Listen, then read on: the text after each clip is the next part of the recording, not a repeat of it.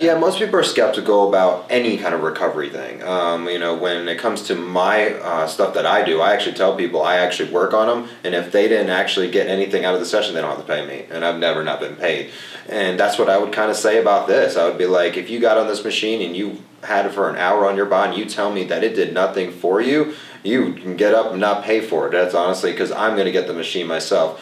But if it comes down to like talking to them about it, I kind of try to break a little science to them and be like, listen, your body's made up of cells. Your cells have charges, and over time we lose that charge. The body's supposed to get it from the earth. We don't get it from that anymore because of the contact we don't get anymore from the earth. So being able to use the machine it's literally pulsing and rejuvenating your body in so many ways. So if I told them this is going to help them, this is going to make them better, recover faster, and get back out there training, they will jump on it immediately. So that's why I'm getting one of these machines as quickly as I can and start getting people on it more and more.